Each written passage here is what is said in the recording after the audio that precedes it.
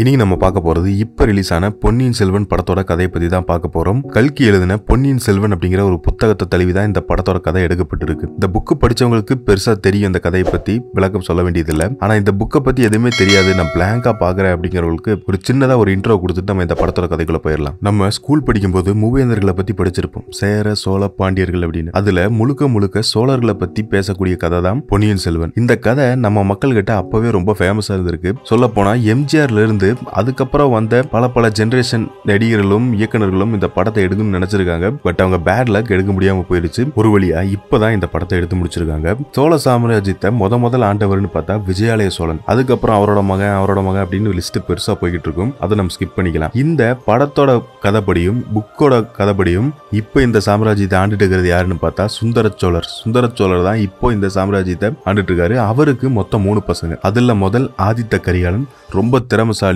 மிகப்பெரிய வீரன், நிறைய போர்களை ஜெயிச்சிருக்காரு. அடுத்து குந்தவை, ரொம்ப புத்திசாலி, எந்தெந்த நேரத்துல எப்படி செயல்படணும் அப்படிங்கறதெல்லாம் கரெக்டா இருக்கக்கூடிய ஒரு ஆள். கடைசியாக அருள்மொழிவர்மன், இவரைத்தான் நம்ம பிற்காலத்துல ராஜராஜ சோழன், பொன்னியின் செல்வன், காவிரி மைந்தன் அப்படிங்கிற பல பேர்களால் நம்ம சொல்லப்பட்டிருக்கு. இந்த படம் முழுக்கவே இந்த எல்லா கதாபாத்திரங்களும் வச்சுதான் அப்படியே மூவ் ஆகும். ரைட், இப்ப படத்தோட கதைக்குள்ள போயிடலாம். படத்தோட ஆரம்பமே ஒரு வாய்ஸ் ஓவர்ல தான் ஸ்டார்ட் ஆகுது. வானத்துல ஒரு வால் விண்மீன் தோன்றியதுனால அரச குலத்துக்கு மிகப்பெரிய ஆபத்து இருக்கு, இந்த அரச சாம்ராஜ்யமே அழிய போகுது அப்படிங்கறதாகவும், அது மட்டும் இல்லாம பாண்டியர்கள் கூட நடந்த போர்ல ஆதித்த கரிகாலன் வீரபாண்டியனோட தலையை வெட்டி கொண்டதுனால பாண்டிய நாட்டை சேர்ந்த ஆபத்துதவிகள் இந்த அரச சாம்ராஜ்ய அழிக்கணும்னு சொல்லி சோழ தேசத்துக்குள்ள ஊடுருவி இருப்பதாகவும், அதே நேரம் சுந்தர சோழர் இப்போ உடம்பு முடியாம படுத்த படுகையா இருக்காரு அப்படிங்கிற மாதிரி எல்லாம் ஒரு இன்ட்ரோ கொடுத்து கட் பண்றாங்க. இந்த பக்கம் ஆதித்த கரிகாலன் ஏதோ ஒரு வடதிசையில் இருக்கக்கூடிய ஒரு நாட்டை போர் தொடுத்து போய்கிட்டு இருக்காங்க. அங்க ஒரு பெரிய சண்டை நடக்குது. அது மட்டும் இல்லாம ஆதித்த கரிகாலனோட குரூப் தான் முன்னேறி போய்கிட்டு இருக்காங்க. ஆப்போசிட் பார்ட்டி எல்லாம் பெருசா இவங்களை எதிர்த்து அவங்களால சண்டை போட முடியல. அங்கதான் வல்லவராயன் வந்தியத்தேவனை காமிக்கிறாங்க. வந்தியத்தேவன் யாருன்னா நம்ம கரிகாலனோட ஆறுயிர் நண்பன். அது மட்டும் இல்லாம வானர் குலத்து இளவரசன். கூடவே பார்த்திபேந்திர பல்லவன் அப்படி இப்படின்னு ஒரு 2-3 இளவரசர்களையும் காமிக்கிறாங்க.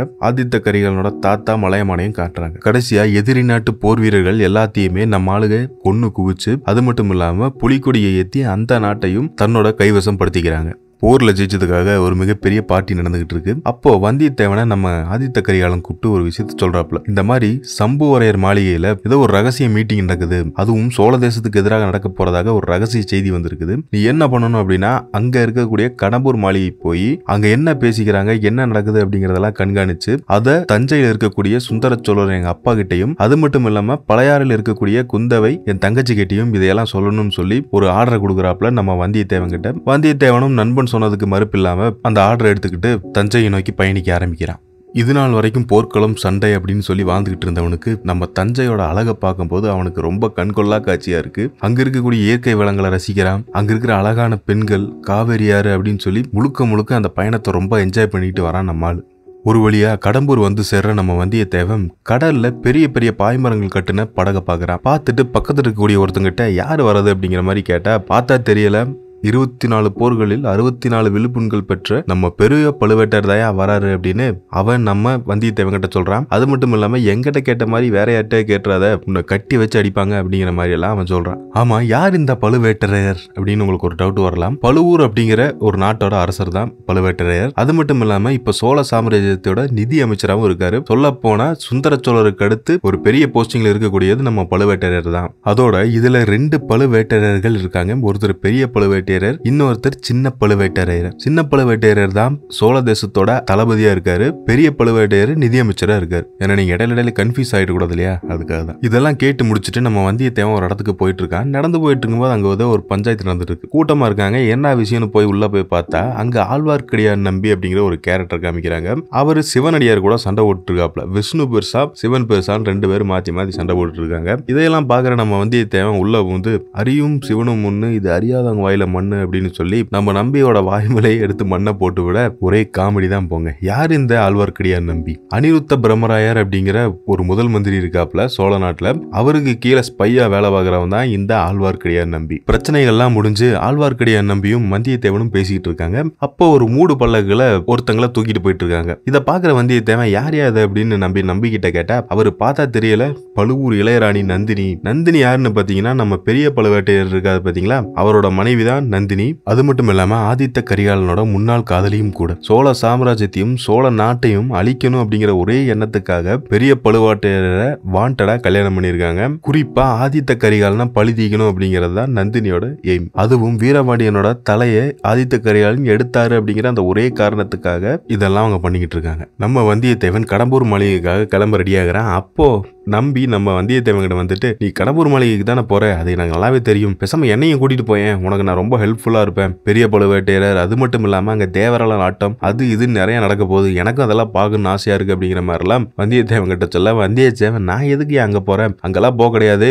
போய் வேலை பாரு அப்படின்னு சொல்ல, ஆழ்வார்க்கடியார் நம்பி சரி கடம்பூர் மாளிகைக்கு தான் கூட்டிட்டு போக மாட்டேன்னு சொல்லிட்டு, இன்னும் ஒரே ஒரு ஹெல்ப் மட்டும் எனக்கு பண்ண முடியுமா அப்படின்னு கேட்கிறாப்ல. என்ன ஹெல்ப்னு நம்ம வந்தியத்தேவன் கேட்டா, அது வேற ஒண்ணும் இல்ல, இப்ப இந்த மூடு பல்லக்குல போனாங்க இல்லையா ராணி நந்தினி, அவங்க கிட்ட ஒரு ஓலை ஒண்ணு கொடுக்குறேன், அதை நீ அவங்க கிட்ட கொடுத்துட முடியுமா அப்படின்னு நம்ம வந்தியத்தேவன் கிட்ட சொல்ல, நம்மால அதெல்லாம் நோ அப்படின்னு சொல்லிட்டு அவன் கிளம்பி போயிடுறாங்க. ஒரு வழியா நம்பிக்கை நாமத்தை போட்டு கடம்பூர் மாளிகைக்கு வர நம்ம வந்தியத்தேவனை அங்க இருக்கிற வேலைக்காரனுங்க உள்ள விட மாட்டேங்கிறாங்க. இளவரசரோட ஃப்ரெண்டுன்னு சொன்னா நம்ப மாட்டேங்கிறாங்க. ஆனா வந்தியத்தேவன் இதையெல்லாம் சொன்னா கேட்கறாளா, அவன் பாட்டுக்கு உள்ள எகிரி குதிச்சு உள்ள போயிடுறாங்க. உள்ள போனதுக்கு அப்புறம் கந்தமாறனும் நம்ம வந்தியத்தேவனை பார்த்தோன்னே ரொம்ப வெல்கம் கொடுக்குறான். நீங்க வந்திருக்கேன்னு என்னால நம்பவே முடியல அப்படிங்கிற மாதிரி எல்லாம் பேசிக்கிட்டு இருக்கான். உள்ள போன நம்ம வந்தியத்தேவன் பெரிய பழுவேட்டையருக்கு ஒரு வணக்கத்தை போட்டு அங்க தேவராளன் ஆட்டம் ஒண்ணு நடக்குது, அதை பார்த்து ரசிச்சுக்கிட்டு இருக்கான். அந்த ஆட்டம் பாட்டம் எல்லாம் முடிஞ்சதுக்கு அப்புறம் ஒரு ரகசிய அறையில பெரிய பழுவேட்டையர், சம்புவரையர், அது போக இன்னும் பல சிற்றரசர்கள்லாம் சேர்ந்து ஒரு மீட்டிங்கை போட்டிருக்காங்க. அவங்க என்ன பேசிக்கிறாங்க அப்படின்னா, 24 வருஷத்துக்கு முன்னால கண்டராதித்தர் தான் சோழ சாம்ராஜ்யத்தை அடுத்து ஆண்டு இருக்க வேண்டியது, அவர் எதிர்ச்சியா இறந்து போயிட்டதுனால, அதே சமயம் அவரோட பையன் சின்ன குழந்தையா இருந்ததுனால அந்த பதவி அவங்களுக்கு போகாம சுந்தர சோழருக்கு வந்துச்சு. இப்பதான் கண்டராதித்தரோட பையன் பெருசாயிட்டான்ல, அப்போ அந்த பதவியை மதுராந்தகனுக்கு தானே கொடுக்கணும். அது மட்டும் இல்லாம இவங்க எப்படி ஆதித்த கரிகாலனுக்கு முடிசூட்டலாம் அப்படிங்கிற மாதிரி எல்லாம் நம்ம பெரிய பழுவேட்டையர் இந்த மீட்டிங்ல பேசிக்கிட்டு இருக்காப்ல. அதோட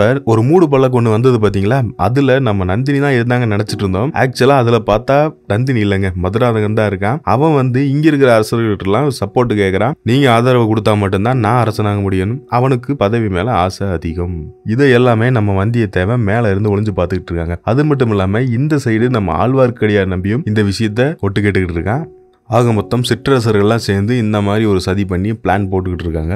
இந்த விஷயங்கள்லாம் தெரிஞ்சுக்கிட்டு நம்ம வந்தியத்தேவன் மீண்டும் தன்னோட பயணத்தை தொடர ஆரம்பிக்கிறான். அப்போ ஆழ்வார்க்கடியார் நம்பியும் நம்ம வந்தியத்தேவன் கூட தான் வரான். வந்துகிட்டு இருக்கும் போது நம்ம வந்தியத்தேவன் இருந்துட்டு ஆழ்வார்க்கடியார் கிட்ட, இந்த மாதிரி நேத்து நீ அங்கதானே ஒட்டு கேட்டுட்டு இருந்த அப்படிங்கிற மாதிரிலாம் கேட்டா அவர் இல்லைன்னு சொல்றாப்ல. இருந்தாலும் வந்தியத்தேவன் விடாம கேட்டு அந்த உண்மையெல்லாம் வாங்கிடுறாங்க. ஆமா கேட்டுக்கிட்டு இருந்தேன் அப்படிங்கலாம் சொல்லிடுறான். அது மட்டும் இல்லாம நீ நந்தினிக்கு லெட்டர் கொடுக்க சொன்னே, நீ யாரு என்ன அப்படின்லாம் அவர் கேட்கறாப்ல. கேட்டா இந்த மாதிரி நந்தினி ஒரு அனாதையா இருந்த பொண்ணு, அவளை நாங்க தான் எடுத்து வளர்த்தணும், அவ இவ இப்படி எல்லாம் ஆவான்னு எனக்கு தெரியாது அப்படிங்கிற மாதிரிலாம் அவர் ஒரு இன்ஃபர்மேஷன் கொடுக்குறாப்ல. கரைக்கு வந்து சேர நம்ம வந்தியத்தேவன் குதிரையில போய்கிட்டு இருக்கான். அப்போ திரும்பவும் அந்த மூடு பல்லக்க பாக்குறான். அந்த மூடு பல்லக்குள்ள இருந்தது யாரு, மதுராந்தகன். மதுராந்தகன் தான் இருக்கான்னு சொல்லிட்டு நம்மளும் அங்க அரசே அப்படின்னு சொல்லிட்டு அங்க போறாங்க. ஆனா அங்க போய் பார்த்தா உள்ள இருக்கிறது மதுராந்தகன்ல நந்தினி. ஒரு செகண்ட் அவளோட அழகை பார்த்து வந்தியத்தேவன் அப்படியே ஷாக் ஆகி நின்னுறான். நந்தினியும் நம்மள பார்த்தோன்னே நீ யாரு என்ன அப்படிங்கறதெல்லாம் அவன் விசாரிக்கிறான். இவன் இருந்துட்டு இந்த மாதிரி ஆழ்வார்க்கடியார் நம்பி உங்க அண்ணன் மாதிரி அவர் உங்ககிட்ட ஒரு இன்ஃபர்மேஷன் கொடுக்க சொன்னாரு அப்படின்னு சொன்னாலே அவ அதெல்லாம் பெருசா எடுத்துக்கிற மாதிரி தெரியல, பெருசா கண்டுக்கல. அது மட்டும் இல்லாம நந்தினி நம்ம வந்தியத்தேவனை பார்த்து நீ ஆழ்வார்க்கடியார்கிட்ட வேலை செய்றியா அப்படிங்கிற மாதிரிலாம் கேட்டா, இல்ல நான் ஆதித்த கரிகாலனின் நண்பன், அவர் சொன்னதுக்காக தஞ்சைக்கு வந்திருக்கிறேன் அப்படிங்கிற மாதிரிலாம் சொன்ன உடனே இப்பதான் நந்தினி நம்ம வந்தியத்தேவனுக்கு கொஞ்சம் அட்டென்ஷன் கொடுக்குறா. அது மட்டும் இல்லாம இந்த விஷயங்கள்லாம் இங்க பேச வேணாம், இதுக்குள்ளேயே நிறைய ஒற்றர்கள்லாம் இருப்பாங்க அப்படின்னு சொல்லிட்டு அவ கையில போட்டிருக்கிற ஒரு பனைமன மோதிரத்தை கழட்டி நம்ம வந்தியத்தேவன் கொடுத்து, இந்த மோதிரத்தை காட்டு உன்னை கோட்டைக்குள்ள விட்டுருவாங்க, அங்கவா நம்ம பேசிக்கலாம் அப்படின்னு சொல்லிட்டு நந்தினி அங்கிருந்து கிளம்பி போயிடுறாங்க. அதே மாதிரி நம்ம வந்தியத்தேவனும் கோட்டைக்குள்ள போறதுக்காக வரான். அப்பதான் அங்க சேந்தன் அமுதன் அப்படிங்கிற ஒரு கேரக்டர் காமிக்கிறாங்க. இந்த கேரக்டர் நல்லா நீ மைண்ட்ல வச்சுக்கோங்க. அந்த சேந்தன் அமுதன் கிட்ட நம்மால குதிரையை கொடுத்துட்டு கோட்டைக்குள்ள போறாங்க. அந்த கோட்டை சிவர் மூடப்படுது. அப்போ இந்த மோதிரத்தை எடுத்து நம்ம வந்தியத்தேவன் அந்த கதவுக்கு சந்தில காட்ட, அப்போ நம்மால கூட்டு போயிடுறாங்க. அதோட வந்தியத்தேவனை அழைச்சிட்டு போன அந்த வீரர்கள் சின்ன பழுவேட்டையர்கிட்ட நம்ம வந்தியத்தேவனை கூட்டிட்டு போறாங்க. கூட்டிட்டு போயிட்டு இந்த மாதிரி இவன் யாருன்னே தெரியல, கையில பாத்தீங்கன்னா பனைமர மோதிரம் ஒண்ணு வச்சிருக்கான் அப்படின்லாம் பழுவேட்டையர்கிட்ட சொல்ல, சின்ன பழுவேட்டையரும் நம்ம வந்தியத்தேவனை விசாரிக்க ஆரம்பிக்கிறாரு. அப்ப நம்ம வந்தியத்தேவன் வந்துட்டு இந்த மாதிரி ஆதித்த கரிகாலன் தான் எனக்கு ஓலையை கொடுத்து விட்டாரு அப்படின்னு சொல்லி அதை எடுத்து கொடுக்குறான். அதை வாங்கி படிக்கிற பழுவேட்டையர் என்ன சொல்றாப்புல, புதுசாலாம் இதுல ஒண்ணு எழுதல, பெரிய விஷயமும் கிடையாது, இதெல்லாம் நானே சொல்லிடுறேன், நீ கிளம்பு அப்படிங்கிற மாதிரிலாம் இவர் சொல்றாப்புல. அப்ப நம்ம வந்தியத்தேவன் சும்மா இல்லாம இல்ல நான் கண்டிப்பா சுந்தரச்சோழரை பார்த்து சொல்லணும், சொல்லியே ஆகணும் அப்படின்லாம் சொல்ல, ஏன் ஆதித்த கரிகாலன் என் மேல் நம்பிக்கை இல்லையா அப்படின்னு சொல்லி அனுப்பியிருக்காரா அப்படிங்கிற மாதிரிலாம் சொல்ல, நம்மால் இருந்துட்டு இல்ல பெரிய பழுவேட்டையர் நான் வர வழியில பார்த்தேன், அவர் தான் என்கிட்ட சொன்னாரு, நீ சுந்தரச்சோழரை பார்த்து இந்த விஷயத்தெல்லாம் சொல்லிட்டு போ அப்படின்னு சொன்னோடனே சின்ன பழுவேட்டையர் ஓகே அப்படின்னு சொல்லி நம்ம சுந்தர சோழர்கிட்ட நம்ம வந்தியத்தேவனை கூட்டிட்டு போறாங்க. அங்க போன வந்தியத்தேவன் நம்ம சுந்தர சோழர்கிட்ட இந்த மாதிரி கடம்பூர் மாளிகையில பார்த்த எல்லா விஷயத்தையும் சொல்றான். இந்த மாதிரி சிற்றரசுகள்லாம் சேர்ந்து மதுராந்தகனை அரசனாக்கணும்னு சொல்லி பிளான் பண்றாங்க அப்படிங்கிற மாதிரி எல்லாம் சொல்றான். இதை சொல்லிக்கிட்டே இருக்கிற சமயத்துல அப்போன்னு பார்த்து சின்ன பழுவேட்டையர் உள்ள வந்துடுறாப்ல. இந்த விஷயங்கள் எல்லாம் முழுசா அவருக்கு தெரியாது, ஆனா கொஞ்சமா கேட்டுறாரு. வந்தியத்தேவன் மேல அவருக்கு டவுட் வந்துருது. கூட்டிட்டு போறாங்க. சுந்தர சோழரும் அவரோட மனைவியும் வந்தியத்தேவனை விருந்தாளி மாதிரி நல்லா கவனிச்சுக்க சொல்றாங்க.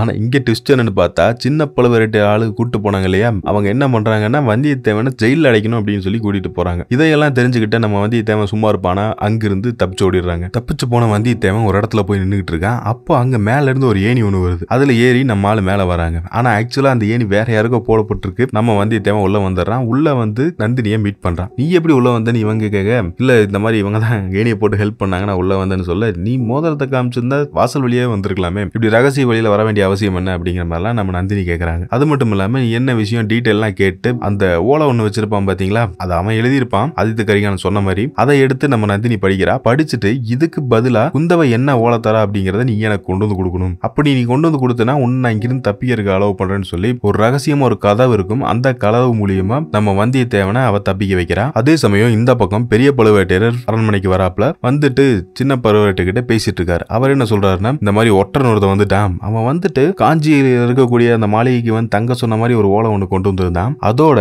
அது மட்டும் இல்லாம அவர்கிட்ட ஏதோ அபாயம்னு எல்லாம் சொல்லிக்கிட்டு இருந்தான் அப்படிங்கிற மாதிரிலாம் இவர் சொல்றாரு. அதுக்கு பெரிய பழுவேட்டர் இந்த மாதிரி நான் யாருக்கு மோதிரமே கொடுக்க கிடையாது, அவன் எங்க அவனை பிடிச்சிங்களான்னு கேட்டா இல்ல அவன் எப்படியோ தப்பிச்சு போயிட்டான் அப்படிங்கிற மாதிரிலாம் சின்ன பழுவேட்டையர் சொல்றாரு. அது மட்டும் இல்லாம பெரிய பழுவேட்டர் நான் இந்த மோதிரத்தை கொடுக்கலன்னு சொன்னார் இல்லையா, அப்போ இதை கேட்கிற சின்ன பழுவேட்டர் அவர் என்ன சொல்றாருன்னா, சரி மோதிரத்தை நீங்க கொடுக்கலன்னா அப்ப கண்டிப்பா அவதான் கொடுத்திருப்பா அப்படின்னு யார சொல்றாரு, நம்ம நந்தினியை சொல்றாரு. இதெல்லாம் கேட்டதும் செம கான்ல பெரிய பழுவேட்டர் நந்தினியை பார்க்க போறாரு. போனதுக்கு அப்புறம் இங்க இருந்து ஃபுல் வாட்ஸ்ல போனவர் அங்க போய் பீஸ் போன பல்ப் மாதிரி ரொம்ப அமைதியாகிறாப்ல நந்தினியோட அழகை பார்த்து. அப்ப நந்தினி இந்த மாதிரி நான் தான் மோதிரத்தை கொடுத்தேன், அது மட்டும் இல்லாம அவன் எங்க போயிருக்கான் தெரியுமா, இப்ப குந்தவைய பார்க்க போயிருக்கான். அவ ஒரு ஓலையை கொண்டு போயிருக்கா, திருப்பி அவ என்ன சொல்றா அப்படிங்கறத திருப்பி கொண்டு வந்து அவனை சொல்ல சொல்லியிருக்கேன் அப்படிங்கிற மாதிரி எல்லாம் நந்தினி நம்ம பெரிய பழுவேட்டர் கிட்ட சொல்றாங்க. அதே சமயம் இந்த ரகசிய வழிக்குள்ள போனா பாத்தீங்களா நம்ம வந்தியத்தேவன், அவன் அங்க ஒருத்தனை மீட் பண்றான். அவன் பேரு ரவிதாஸ். அவன் வந்து நம்ம வந்தியத்தேவன் கழுத்துல கத்திய வைக்கிறான். அவங்கிட்ட இருந்து தப்பிச்சு ஒரு வழியா வந்தியத்தேவன் வெளியே போயிடுறாங்க. அப்போ அங்க நந்தினி வரா. நந்தினிய ரகசியம் மீட் பண்ற இந்த ரவிதாசன் என்ன சொல்றானா,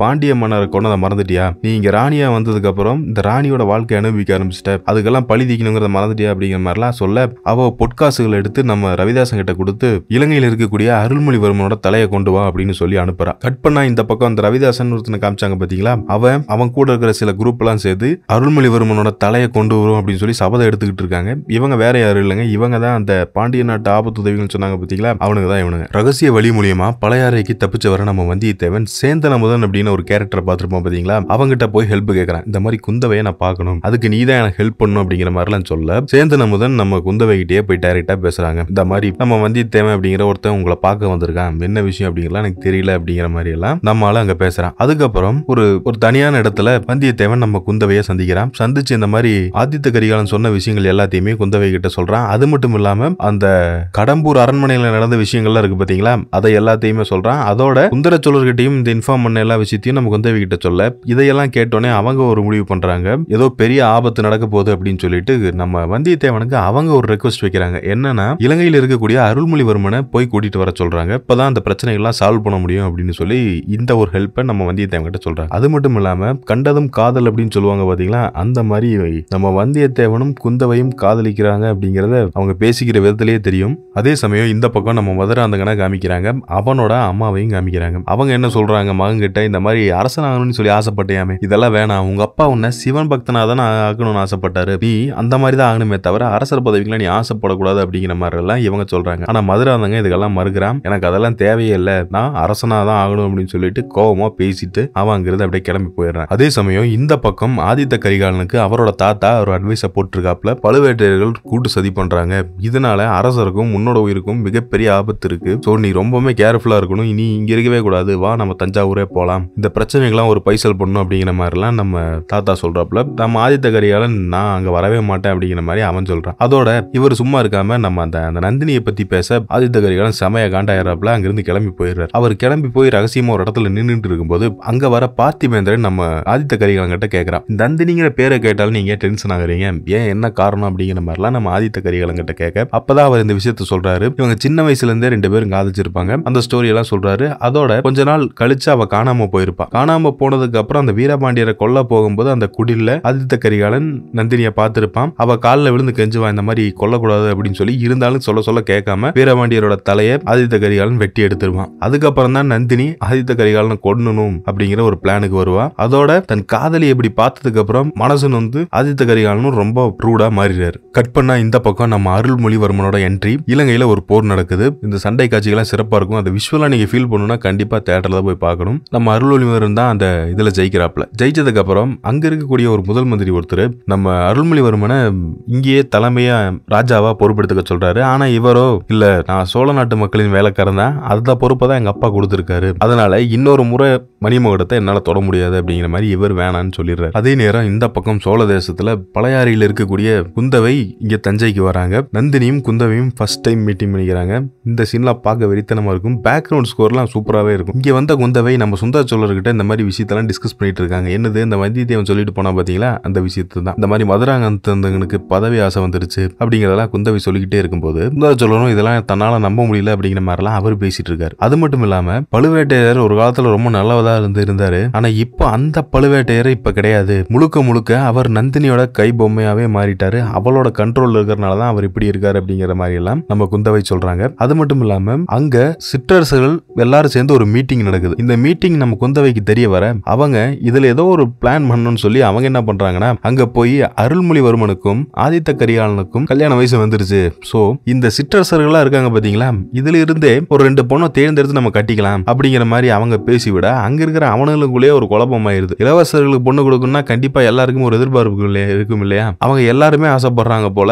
இதெல்லாம் ஒரு நல்லா இருக்கிற இதுல குட்டை குழப்பி விட்டு போயிடுறாங்க நம்ம குந்தவை. இதையெல்லாம் பார்த்த பெரிய பழுவேட்டர் செம காண்டாகிறாரு. இந்த சோழ சாம்ராஜ்யத்திலே குந்தவை ஒருத்தி தான் மிகப்பெரிய சதிகாரி அப்படிங்கிற மாதிரி எல்லாம் நந்தினி கிட்ட பேசிக்கிட்டு இருக்காப்ல. இந்த பக்கம் நந்தினியும் சும்மா இல்லாம நம்ம பெரிய பழுவேட்டையரை நல்லா டியூன் பண்ணி விடுறாங்க. அவ என்ன சொல்றா அப்படின்னா, அருள்மொழிவர்மனும் ஆதித்த கரிகாலனும் 2 பேரும் சந்திச்சுக்கவே கூடாது. அது மட்டும் இல்லாம ஏதோ ஒரு ஒற்றனை இலங்கைக்கு அனுப்பி அவ அருள்மொழிவர்மனை கூட்டிட்டு வர சொல்லியிருக்கா, அது நடக்கவே கூடாது அப்படிங்கிற மாதிரி எல்லாம் சொல்லி பெரிய பழுவேட்டரை கொஞ்சம் கன்ஃபியூஸ் பண்ணி விட்டுட்டு இருக்காங்க. அதே சமயம் இந்த பக்கம் இளவரசி குந்தவையோட கட்டளைப்படி நம்ம வந்தியத்தேவன் இலங்கைக்கு வராம். பூங்குழலி அப்படிங்கிற ஒருத்தி தான் நம்ம வந்தியத்தேவனை கொண்டு வந்து விடுறா. கொண்டு வந்து கரையில விட்டதுக்கு அப்புறம் பூங்குழலி கிட்ட இந்த மாதிரி நம்ம வந்தியத்தேவன் உனக்கு ஏதாவது இது பண்ணுமா அப்படின்னு கேட்டா, இல்ல எனக்கு எந்த ஹெல்ப்பும் பண்ண வேணாம், உன்னை கொண்டு விட்டல அப்படின்னு இவன் கேட்க, அவ வந்துட்டு அருள்மொழிவர்மனை நான் கேட்டேன் அப்படின்னு மட்டும் சொன்னா போதும் அப்படின்னு சொல்ல, நம்மளும் ஓகே புரிஞ்சது அப்படின்னு சொல்லிட்டு அவனும் அங்கிருந்து கிளம்புறாங்க. அதே சமயத்துல அங்க இன்னொரு போட்டு வருது. அந்த போட்ல வரது யாரு அப்படின்னு பாத்தீங்கன்னா நம்ம ரவிதாசன் குரூப். அந்த நந்தினி கிட்ட பொட்காசுகள் வாங்கிட்டு வந்தான் பாத்தீங்களா, அவன் எதுக்கு வந்திருக்கான், நம்ம அருள்மொழிவர்மனை கொல்லணும் அப்படிங்கறதுக்காக தான் அவன் ஒரு குரூப்பை கூட்டிட்டு வந்திருக்கான். அதே சமயம் இந்த பக்கம் அரண்மனையில நம்ம நந்தினியோட மாஸ்டர் பிளான் படி பழுவேட்டையர் போய் நம்ம அரசர்கிட்ட கண்டதெல்லாம் சொல்லி கன்ஃபியூஸ் பண்றாப்ல. அதாவது அவர் என்ன சொல்றாருன்னா, அருள்மொழிவர்மனுக்கும் ஆதித்த கரிகாலனுக்கும் யாரு பதவிக்கு வர்றது அப்படிங்கிற போட்டி இருக்கு அப்படிங்கிற மாதிரிலாம் சொல்லி வர கன்ஃபியூஸ் பண்ணதோட இல்லாம அதோட இலங்கையில் இருக்கக்கூடிய அருள்மொழிவர்மனை கைது செஞ்சு கூட்டிட்டு வரணும் அப்படின்னு சொல்லி இவளை பிரெயின் வாஷ் பண்ணி இவர்கிட்டையும் கையெழுத்து வாங்கிக்கிறாப்ல. அதோட இல்லாம அரசர் என்ன சொல்றாருன்னா, குந்தவையை போய் டைரக்டா ஆதித்த கரிகாலனை கூட்டு வர சொல்லி அவங்களுக்கு ஒரு ஆர்டரை இவர் கொடுக்கிறாரு. இந்த பக்கம் பெரிய பழுவேட்டரையும் நந்தினியும் சேர்ந்து ஒரு குரூப் அனுப்புறாங்க, அருள்மொழிவர்மனை கைது செஞ்சுட்டு வரணும்னு சொல்லி. அவனுங்களும் இப்ப கிளம்பி போறானுங்க. அதே சமயம் இந்த பக்கம் ஊருக்குள்ள வர வந்தியத்தேவன் அங்க சுத்திக்கிட்டு இருக்கான். அது மட்டும் இல்லாம அங்கதான் நம்ம ஆழ்வார்க்கடியார் நம்பி இருக்காப்ல. அவரையும் அங்க காட்டுறாங்க. 2 பேரும் சேர்ந்து ஜாலியா பேசிக்கிட்டு இருக்காங்க. அப்போ ஆழ்வார்க்கடியார் நம்பி இருந்துட்டு ஒரு யானை கிராஸ் ஆகி போகும். அந்த யானை மேல உட்கார்ந்துட்டு இருக்கிற அந்த பாகனை பாத்தியா அப்படின்னு நம்ம வந்தியத்தேவன்ட்ட கேட்டா,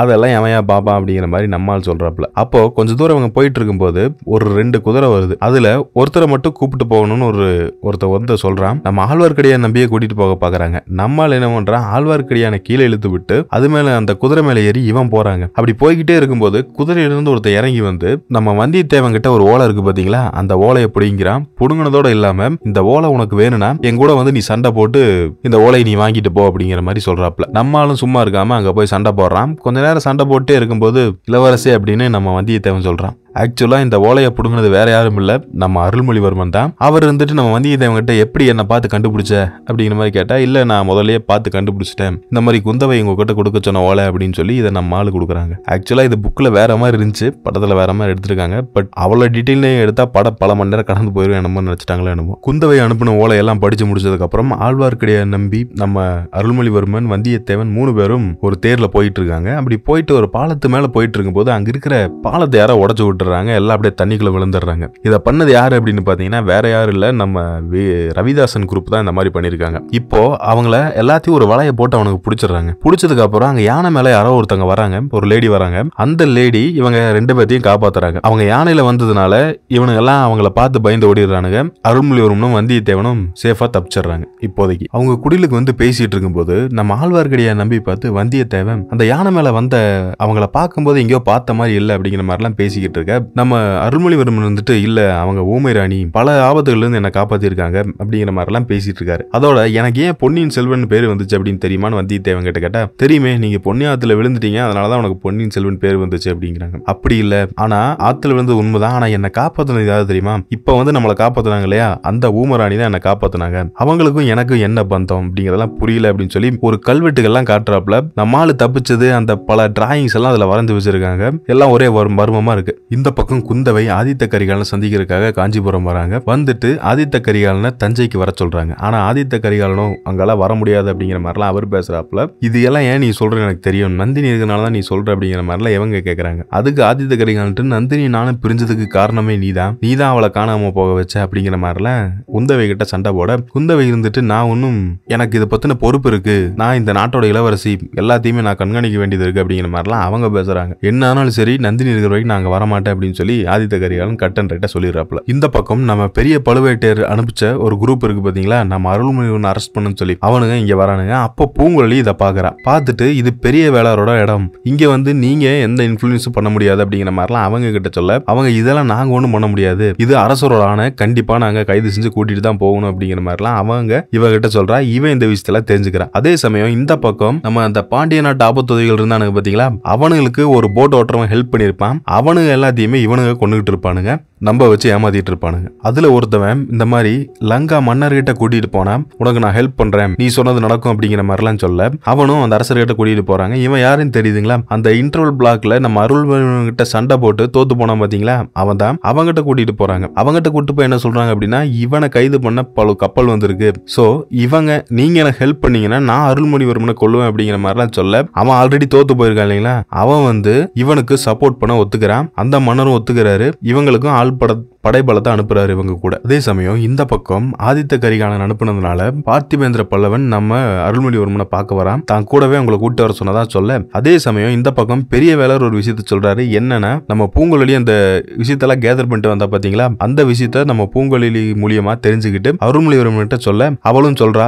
என்ன சொல்றான்னா, பெரிய பழுவேட்டையரோட படைகள்லாம் வந்திருக்காங்க உங்களை அரெஸ்ட் பண்றதுக்கு, அது அவங்க தான் சொன்னாங்க அப்படிங்கிற மாதிரி எல்லாம் பூங்குழலி நம்ம அருள்மொழிவர்மன் கிட்ட சொல்றா. ஆனா நம்ம அருள்மொழிவர்மனும் அவர் என்னோட அப்பா, அவர் அப்படிதான் சொல்லியிருந்தாரு அப்படின்னா அந்த கட்டளை நான் மீற மாட்டேன், கண்டிப்பா அவங்க கூட கைதாய் போகவும் எனக்கு சந்தோஷம் தான் அப்படிங்கிற மாதிரி எல்லாம் இவர் சொல்றாப்ல. அடுத்து எல்லாருமே அங்கிருந்து கிளம்ப ஆரம்பிக்கிறாங்க. அப்போ நம்ம அருள்மொழிவர்மன் நம்ம வந்தியத்தேவனை கூப்பிட்டு தன்னோட மணிமுடிய அந்த தலைப்பாகையெல்லாம் தன்ன மாதிரியே இவரை சூடிக்க சொல்றாப்ல. இவரு சாதாரண நார்மல் காஸ்டியூம் போட்டுக்கிறாரு. அடுத்து யானை மேல பூங்குழலியும் அருள்மொழிவர்மனும் 2 பேரும் ஏறி கிளம்புறாங்க. வந்தியத்தேவன் ஒரு குதிரையில கிளம்பிட்டு இருக்கான். அப்போ அந்த ரவிதாசன் குரூப் இருக்கு பாத்தீங்களா, வந்தியத்தேவனை அருள்மொழிவர்மன் நினைச்சு நம்மால அடிச்சு புடிச்சிடறானுங்க. புடிச்சதோட இல்லாம படகுல ஏத்தி கொண்டு வந்துடுறாங்க. அங்க கொண்டு வந்தா ரவிதாசன் நம்ம வந்தியத்தேவனை பார்த்துட்டு இவன் அருள்மொழிவர்மனே கிடையாது, இதுக்குடா இவனை தூக்கிட்டு வந்தீங்கன்னு சொல்லி நம்மால அடிச்சு படகுல மேல உச்சியில அப்படியே தொங்க விட்டுறானுங்க. இதையெல்லாம் தூரத்துல இருந்து பாக்குற நம்ம அருள்மொழிவர்மன் பூங்குழலியோட ஹெல்ப் மூலியமா கொஞ்சம் தூரம் படகுல வந்து அங்கிருந்து குதிச்சு அந்த படகுக்கு போக நினைக்கிறான். இதை பார்த்தோன்னே ரவிதாசனும் அவனோட ஆளுகள் ரொம்ப சந்தோஷப்படுறாங்க. கொற்றவைக்கு நம்ம ஒரு பலி இல்ல 2 பலி கொடுக்க போறோம், அவன் வரட்டும், அவனை எப்படியாவது கொல்லணும் அப்படிங்கிற மாதிரி எல்லாம் யோசிச்சுட்டு இருக்காங்க. அப்போ நம்ம அருள்மொழிவர்மன் உள்ள வந்து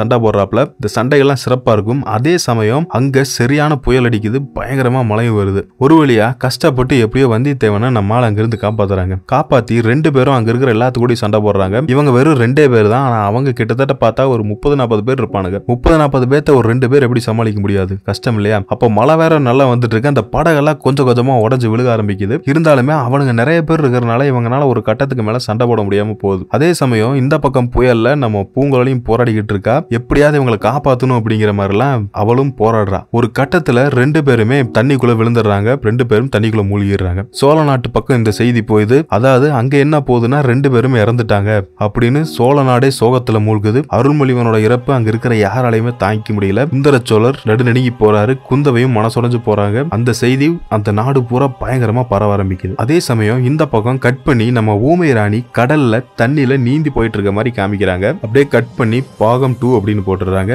இனி இந்த படத்தோட மீதி கதையை நம்ம அடுத்த பாட்டுல பார்க்க போறோம். நந்தினியோட மாஸ்டர் பிளான் என்ன, ஆதித்த கரிகாலனுக்கு என்ன ஆக போகுது, அருள்மொழிவர்மன் உயிரோட இருக்காரா இல்லையா, அடுத்து சோழ தேசத்தோட நிலைமை என்ன, இன்னும் பல கேள்விகளுக்கான விடையெல்லாம் நம்ம அடுத்த பாட்டுல தான் பார்க்க முடியும். அடுத்த பாட்டு வரும்போது கண்டிப்பா நம்ம சேனல்ல ரிவ்யூவா எடுத்து போடலாம். இந்த படம் எப்படி இருக்கு, பிடிச்சிருக்கா இல்லையா, இதுல உங்களுக்கு பிடிச்ச கதாபாத்திரம் எது அப்படிங்கறத கமெண்ட்ல சொல்லுங்க. பிடிச்சிருந்தா உங்க ஃப்ரெண்ட்ஸுக்கு அப்படியே ஷேர் பண்ணி விடுங்க. மீண்டும் ஒரு நல்ல படத்தோட சந்திப்போம்.